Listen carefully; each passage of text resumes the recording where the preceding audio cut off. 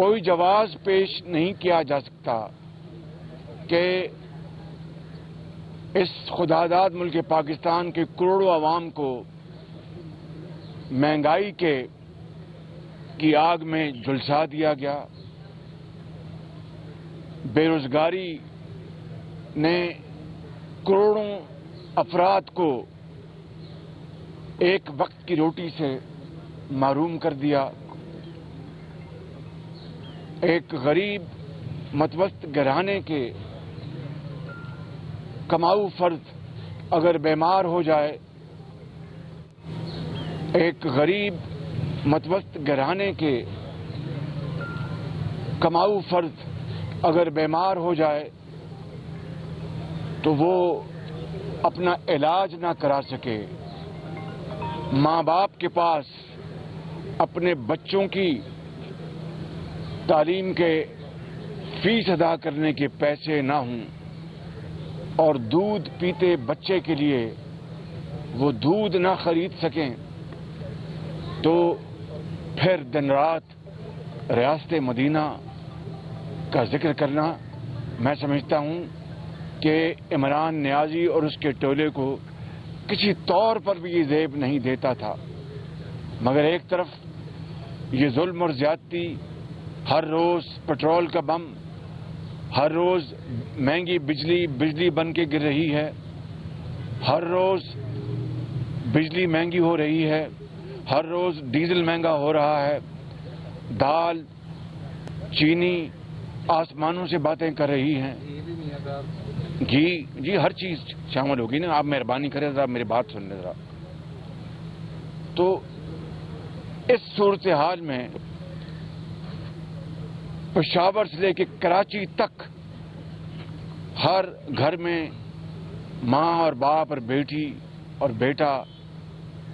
اور دیہاتوں میں قصبوں میں ہر جگہ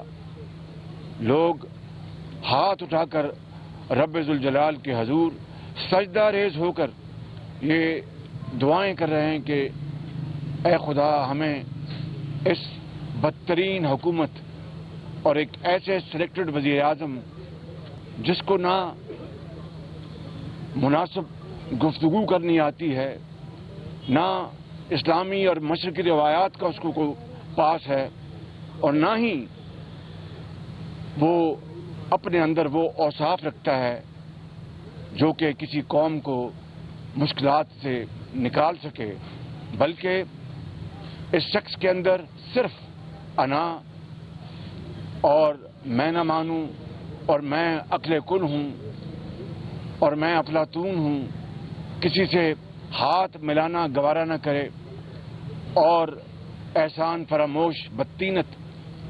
میں اس کی زبان میں نہ بات کر سکتا نہ کروں گا. لیکن یہ وہ شخص ہے جو اب ہر جگہ جا کر پاکستان کے مفادات کو irreparable ڈیمیج پہنچا رہا ہے، یعنی بہت زیادہ نقصان پہنچا رہا ہے، قابل ناترافی وہ نقصان پہنچا رہا ہے پاکستان کے مفادات کو. آج یہ گلہ کرنا کہ امریکہ کے صدر نے فون نہیں کیا، تو اس کی کئی صورتیں ہو سکتی ہیں، بیٹھ کے اس پر بات کی جا سکتی ہے اور اس کے حل نکالا جا سکتا ہے. مگر آپ وہی عمران نیازی ہیں جس نے جب ورکنگ انویٹیشن ملا امریکہ کے بجٹ کا اور صدر ٹرمپ نے آپ کو ورکنگ انویٹیشن اور ایک آفیشل انویٹیشن بڑا فرق ہوتا ہے، میں اس باریکی میں نہیں جانا چاہتا. تو اس کے بعد آپ نے کہا کہ میں دوسرا ورلڈ کپ جیت کے آیا ہوں، دوسرا ورلڈ کپ، اور آج آپ اپنی اپنی کرسی بچانے کے لیے آپ اب بن گئے انقلابی. 4.25 سال آپ کی وہ انقلابی شخصیت کہاں تھی کہ میں ایک دھیلا میں اپنے پٹرول کی قیمت نہیں بڑھاؤں گا، بجلی کی قیمت نہیں بڑھاؤں گا، مر جاؤں گا، IMF کے پاس نہیں جاؤں گا، مر جاؤں گا، قرضے نہیں لوں گا، $300 ارب میں لے کے آؤں گا، میں ان کی ساری جو پاکستان کے باہر جو یہ پیسے یہ لے گئے ہیں کرپشن کے، واپس لا کر میں اس ملک کو خوشحال کروں گا، غریب کو ہسپتال میں مفت دوائی دوں گا، بیوہ کو अस्पताल में मुफ्त इलाज मिलेगा, बच्चों की तालीम के लिए मुफ्त इलाज होगा, चीज़ें सस्ती होंगी, कोई चीज़ महंगी नहीं। कहाँ गए ये 4.25 साल पहले आपके दावे? मैं समझता हूँ कि ये है इस शख्स की दूसरी तस्वीर, दोगलापन, खोखलापन। और आज जब हमने वोट ऑफ नो कॉन्फिडेंस की मोशन दाखिल की है तो जनाब ये बिल्कुल पागलों की तरह ये शख्स अब अपना ऐसी बातें, बहकी बातें कर रहा है जो कि इंतहाई नामुनासिब हैं। और बहनों और बेटियों वालों के बारे में जो अल्फाज इसके मुंह से निकल रहे हैं, मैं समझता हूं कि ये इमरान नियाजी का ये खोखलापन है और इसकी फ्रस्ट्रेशन है कि मैं इक़्तिदार से, भाई तुम गैर आईनी तरीके से आए, मैं गैर आईनी अगर ना भी कहूं तो धांधली के जरिए आए, तो हम तुम्हें आईनी तरीके से घर भिजवाना चाहते हैं। इसमें क्या तुम्हें तकलीफ है? क्यों तुम परेशान हो रहे हो? हमारा ये आईनी और सियासी हक है। इसलिए मैं समझता हूं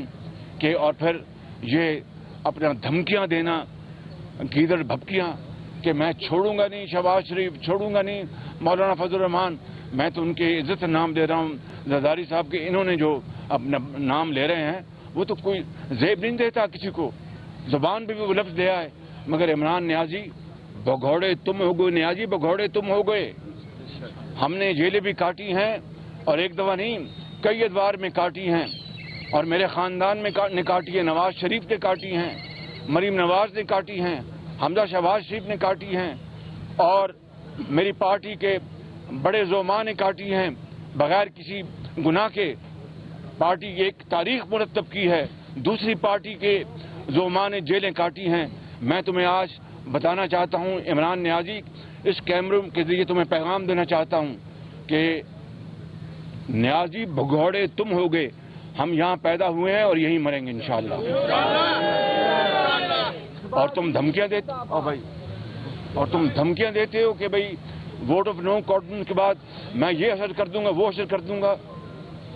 3.5 साल तुम क्या करते रहे हो कि हमें जिंदा में तुमने दिन रात जेलों में भिजवाने के लिए तुमने क्या क्या हथकंडे इख्तियार किए, क्या क्या तुमने गैर कानूनी तुमने हथकंडे इख्तियार किए, वो पूरी दुनिया जानती है, पूरी दुनिया जानती है। अगर मैंने जिक्र किया तो तुम्हें चेहरा छुपाने के लिए जगह नहीं मिलेगी, लेकिन हमने अल्लाह ताला के तवक्कल, अल्लाह ताला के फज़ल करम से हमने ये जेलें काटी, बर्दाश्त करें। आज भी मैं तुम्हारी जो तुमने जाली केस कर रखे हैं, मैं वो तारीख मैंने आज भी भुगती है और भुगतेंगे इंशाअल्लाह। मगर सुन लो मेरी बात, नियाजी भगौड़े तुम हो गए इमरान नियाजी, मगर तुम्हें हम भागने नहीं देंगे इंशाअल्लाह, ये याद रखना बात। और हमारा और मेरे खानदान का, मेरी पार्टी का एक एक खून का कतरा पाकिस्तान की खुशहाली और तरक्की के लिए गुजरेगा इंशाअल्लाह। बस ये बात मैं आपसे करना चाहता हूँ। इसके बाद जो प्लानिंग है वो क्या है, वज़ीर आज़म कौन होंगे और क्या आप हुकूमत को दोबारा सियासी शहीद बनाने की तरफ भी बढ़ रहे हैं? सियासी शहीद वो होता है जिसको गैर आईनी तरीके से, गैर जमहूरी तरीके से, जिसको अपने इक़्तिदार से बाहर किया जाए, जिस तरह मियां नवाज शरीफ को किया गया था अक्टूबर 99 में। और उसके बाद आपने देखा कि मुशर्रफ ने जिस तरह उनको बाहर किया, और वो अल्लाह ताला की ज़ात है कि 7 साल बाद मियां नवाज शरीफ फिर पाकिस्तान आए और फिर तीसरी मरतबा वज़ीर आज़म बने, जो कि तारीख़ में इसकी कोई दूसरी मिसाल नहीं है। ये सब अल्लाह ताला का करम है नवाज शरीफ के ऊपर, उनकी नेक नीति और अखलास की बुनियाद पर। और अब भी, आज भी जब मैं आपका जवाब दे रहा हूँ सवाल का, तो मियां नवाज शरीफ पाकिस्तान के अल्हम्दुलिल्लाह सबसे मकबूल तरीन लीडर हैं। और कल आपने देखा जो वाक़या हुआ वहाँ पर पार्लियामेंट लॉजेस में, और जिस भोंडे तरीके से और जिस वाशियाना तरीके से इस्लामाबाद की पुलिस ने JUI के मौलाना फजल रहमान के जो साथी हैं उनको मारा पीटा, और जो उन बड़े नामवर वकील हैं कामरान मुर्तज़ा, उनको पर तशद्दुद किया गया। और फिर उनके जो उनके साथ बॉडीगार्ड्स थे उनके साथ जो कुछ किया गया, मैं समझता हूं कि ये है وہ چہرہ عمران نیازی اور ان کے ساتھیوں کا کہ آئینی طریقے سے ہم چلنا چاہتے ہیں، آئینی طریقے سے اس معاملے کو آگے بڑھانا چاہتے ہیں، وہ تمام ہوچے ہتکنڈے، غیر آئینی ہتکنڈے، بلکہ میں یہ کہوں گا غنڈہ گردی کے ذریعے یہ آئین کا راستہ روکنا چاہتے ہیں، تو یہ اس میں کامیاب نہیں ہوں گے انشاءاللہ۔ ہم اس کا ڈٹ کر